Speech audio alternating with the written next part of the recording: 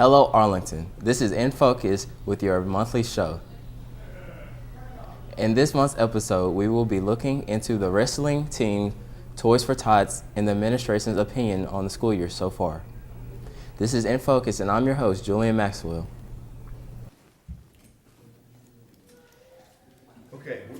For our first segment, we have information on the wrestling team and how they are this year.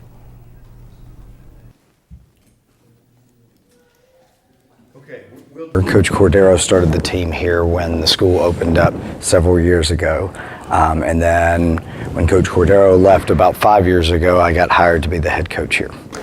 So for me personally, I got into wrestling because I played football in middle school, and I was not a big or talented player, so I weighed about 72 pounds as a sixth grader, and so I did a lot of bench riding, and my coach suggested that I do wrestling in the off season because that would help with my football and it helped me get stronger, which I needed to be a football player. I ended up not making it as a football player, so I did that for about 2 years. So I wrestled when I went to high school, and I actually went to Arlington as a student. I wrestled here for 4 years, went to college, and then wanted to come back after a few years because I was missing it, and so I came back and started coaching, which led to teaching. So. Practice consists of a lot of drilling, play wrestling, sparring, live wrestling, situations that they'd see in matches, situations they could possibly run into in matches. Wrestling matches are a little bit different. It's a total of 6 minutes. They're 3 2-minute periods. So you can see a lot of things. You can see a match end really, really quick with a pin. You can see a match go a long, long time with multiple overtimes till somebody scores. So it's not like a lot of other games where you go, okay, we got 4 quarters of 50 minutes apiece and the clock runs. So we'll change the game plan up depending on who we're wrestling. So certain teams have different styles that they wrestle, and so oftentimes we will teach a kid to counter specific moves that we think they might see wrestling a specific team. Then there's also things like if we have a lesser talented wrestler, a guy that might have less experience wrestling a more talented wrestler, we'll teach him kind of how to keep the match close wrestling a more talented guy, sort of to level the playing field there. We talk about manufactured adversity a lot in practice, and a lot of the things that we do within practice or within other aspects of training, we try to take simple things and make them a little harder. If you can accomplish a really, really daunting task pretty regularly within training, then if it's presented to you in competition, you're not really nervous about it. The confidence level's high because you can look at this and say, hey, I've done something like this or worse than this or less advantageous than this multiple times in training or practice, so this should be no problem. Big thing every year is we don't like being a team, we like being a program, and the difference that we see between the two is, you can have a good team and then it might take you 2, 3, 4 years to build a team back up, whereas in a program, you're just reloading. You're not having to rebuild. After a group of seniors graduates, it's really hard to fill those shoes a lot of the times, but we've been very blessed in that we've had a good group of seniors graduate and guys have stepped up and come to that next level and kind of help carry the team as they move forward. So for us, it's really just about continuing to be successful no matter who you're losing and just kind of getting guys that haven't been there before to step up and rise to the occasion. Well, expectations are always high. We've been very, very successful. I expect that we'll continue to be successful. A lot of that comes through a lot of hard work. So if we keep getting guys in that want to work hard and be successful, then I would say that we could expect to continue to be successful throughout the course of the next several years. I had already been wrestling in middle school since the 4th grade, so it was sort of more or less an obvious thing. Like I was going to go wrestle in high school. Our practices consist of mostly just wrestling, conditioning, and strength training. Morning we lift or we run. Actually, we run in this hallway. And during practice, we'll start off just warming up, jogging, and then we'll do some technique stuff, and then we'll go live or do something like that. I like physically and technically dominating people. I like to win. It's really about it. From matches, I like the individuality of matches. Like it's only you out there. So you get points for takedowns, you get back points and things like that. For people that haven't been wrestling or don't watch wrestling, it is sometimes complicated, but once you figure it out, you understand how the scoring's done. I think to be a state champion, you got to obviously be a really good wrestler. You have to be technically sound and positionally sound. You also have to have a really high pace, I think, wrestling. You know, you got to go out there and get stuff done. You got to be willing to be aggressive and go hard.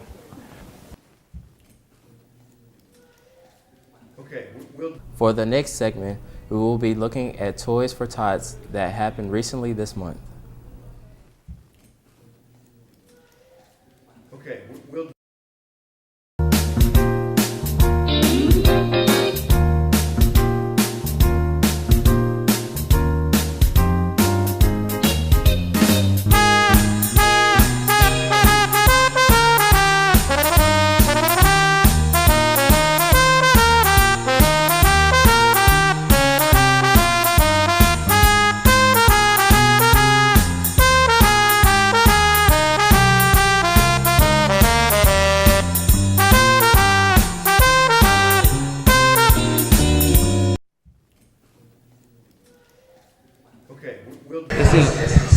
What's your favorite Christmas movie?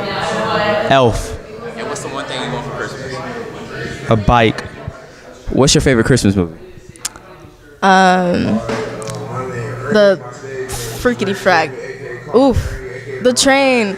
The Polar Express. Yeah, the Polar Express. And what's the one thing you want for Christmas? A happy life. What's your favorite Christmas movie? It's A Heavenly Life. Oh wait, no. Wait, what is it called? It's A Wonderful Life. And what's the one thing you want for Christmas? I don't really want anything. What's your favorite Christmas movie? Charlie Brown's Christmas, whatever it's called, the Christmas special from Charlie Brown. And what's the one thing you want for Christmas? I ain't never got a Christmas present before, so anything counts at this point. What's your favorite Christmas movie? The Nightmare Before Christmas, because I like Halloween more than Psych. That was a joke, but that's my favorite Christmas movie though. And what's the one thing you want for Christmas? The one thing I want for Christmas, a bad chick. What you mean? I've been single for the longest time, like 7th grade. I'm dripping today too. Like, you see, I got the sauce. You know what I'm saying? Like, hit her brother up. I look clean. I treat you nice. I got money, like Monopoly. But you know what I'm saying? Bad chick. Please come into my life. What's your favorite Christmas movie? My favorite Christmas movie. I guess The Nightmare Before Christmas. It could be kind of like both Halloween and Christmas, but yeah, I really like it. I love the animation, like the music, the style of it. It just, I really like it. So yeah. And what's the one thing you want for Christmas? The one thing I want for Christmas, just money. What's your favorite Christmas movie? Home Alone. And what's the one thing you want for Christmas? I don't know. A family.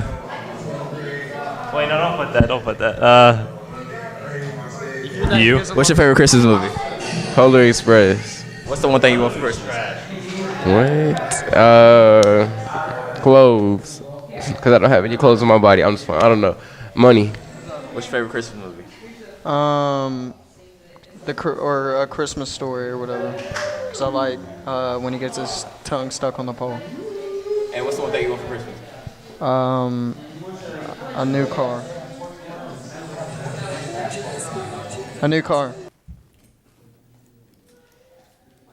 For the last segment, we asked the administration of their opinion on the school year so far. I am here with Principal Duncan, and today we will be interviewing him on the school year so far. Okay. How well has the school year gone so far? Well, again, thank you for having me on this morning. I always like to talk about our school and the places we're in. I think we're off to a great start this year. Ending up last year, we had a strong year last year academically, athletically, and in a lot of our areas, we maintained or improved our scores, test scores, and all of our kids seem to grow. So, or most of our kids seem to grow. So we're in a good place right now. We're off to a great start this year. Going through our Case 21 studies. We've always got issues, we can fix and better ourselves in, but I think we're off to a great year academically. What are some of the obstacles we are facing in the school? Well, we're always competing with other municipalities. We're always trying to be above the rest, I guess you could say. So we're always competing for students. We're always competing, academically to be top notch. When our early post-secondary opportunities, we're trying to grow those as well and give every kid an opportunity for after school, whether it be college, workforce, or whatever. So I think vaping has become a bigger issue. One of the obstacles we need to overcome, and that to overcome that issue, I think we need to publicize vaping more and the concerns about vaping. So it's very harmful, a lot more harmful than cigarettes, and a lot more harmful than people realize, some of the chemicals that are in those. So we need to definitely educate youth about that. What do you do to control the problems? Well, I think education is the biggest tool we have here. Obviously, we educate on a daily basis, so not just books and work, but it's also educating our students on things that can go wrong, things that have a negative influence on them. So getting that message out and having programs in place to help that definitely help us. What are some of the future plans for the school? Well, as I said earlier, we're definitely increasing our early post-secondary opportunities for all kids, whether they go into college or whether they go into the workforce. We're increasing our college readiness programs, AP, dual, and now I think, with some of the programs we have in place, we have the PAVE Academy in place now. We're adding, we're adding a collegiate academy next year. We're also adding, several other programs of a upper level that we can definitely help grow kids and get them to a higher level, because now, obviously, we want kids to have as many hours going into college as taken care of already that they can. So, it's getting to where you can have your freshman year taken care of in college before you leave high school. So that's definitely one of our goals, to prepare all students. How has the ACT scores improved this year? Well, we've increased our composite, average to 23.6, which is almost a full growth point from last year.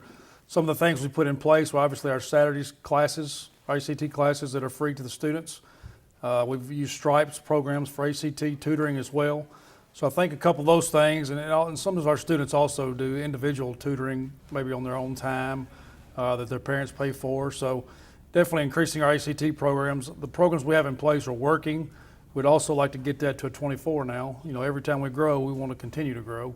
So obviously, our next goal will be reaching that 24 plateau, and we're on the way to doing that. So again, we need as many students to get involved with our Saturday free programs as possible, and those numbers are always full. So everybody sign up as quick as you can, and they are very helpful from what we're hearing so far. So again, we want to reach that 24 plateau this year. That's our goal. So hopefully that will happen with our programs in place. Lastly, what do you expect as the school year progresses? Well, again, growing all of our programs and our students is our number one goal.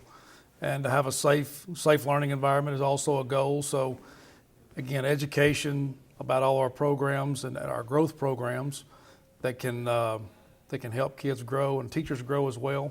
So I think we've got a good staff in place. We have our goals before us that we want to grow all of our programs and increase student engagement is one of our goals in each classroom. Obviously, the more we can educate students on all aspects of high school and college and career opportunities, we'd like to do that. Thank you, Principal Duncan, for coming on the show and answering some questions on this school year. This has been In Focus, and I'm your host, Julian Maxwell. Thank you for having me. Okay. If you enjoyed this month's episode, this has been In Focus, and I'm your host, Julian Maxwell.